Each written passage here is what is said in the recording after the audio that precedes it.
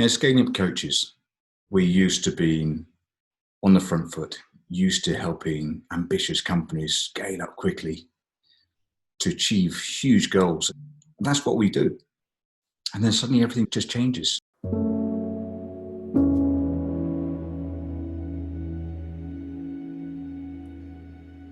When COVID first broke out, we were being bombarded with an incredible amount of information, and we were trying to sift through what was fact and what was fiction. Is this just a bad dream? Are we going to wake up and this thing was all about nothing? Well, while that was our hope, that certainly did not turn out to be the reality. How could any of us even ever imagine that within our lifetimes that we'd experience such a thing? The two main emotions that I saw were uncertainty and fear. Fear and uncertainty. We're dealing with uncertainty. One of the things that I'll remember during this time was when a CEO called me and really felt anxiety. It was palpable. You could hear it in his voice through the phone. We don't think we're going to survive this crisis. The medium-term economic impacts of this are terrifying. We do not have enough cash in the bank, and we don't see how we're going to be able to sustain our employees. I could really observe that some of them were going through the 5 stages of grieving. Whereas the shock, and then there was a bit of the anger. I knew coaching was going to be different as of now. So I went back to my roots and I thought, Mark, in a time like this, we've got to focus more than ever on the things that we can control. And we need to maintain that unwavering faith that we're going to make it through to the end.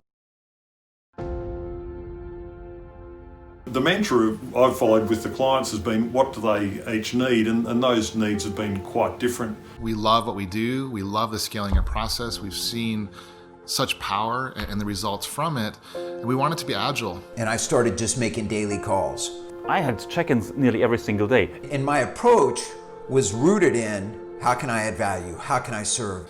And so the mentality behind it was to be a giver. And I said, maybe that's just being a friend, maybe that's being a thinking partner, maybe that's just listening. There were a bunch of clients who absolutely still needed my help and support, but couldn't afford to pay me. April and May ended up being pretty much volunteer months for me. I continued working with them basically for free. I spoke to a lot of other amazing scaling up coaches, and they all did the same thing. I'm there for you. Whatever it is, we will do. It was very inspiring and at the same time very, very necessary. And it was about how do we find a way to actually take what we were doing offline and do it online. I'd say, okay, what are the brutal facts? And then why do we have reasons to be optimistic? Bringing that perspective of not being there every day with them, I think has been really helpful. We're seeing all these trends from all these different industries in terms of what's working. The moment something happens, we immediately have coaches, myself included, to be posting around messages, tools, interactions, and we were already thinking 2 steps ahead, what to do and how to react to those incidents. What I've learned about myself and the community through all this is I feel like we were made for this. I'm grateful that I had such a large network of coaches that I could rely on that fed me with ideas. I've been able myself to tap in to this amazing collective intelligence that we have, this incredible community of coaches. The sharing has been incredible. All of my clients, they can benefit from not only having me, but having all of us standing and covering their backs. I know that as a scaling up community, we are making big ripple impacts all across this globe. We care deeply about our clients. We care deeply about serving. And let's also reflect on the words of Keith Ferrazzi. Rather than just going back to work, let's go forward to work, embracing all of the learnings we picked up.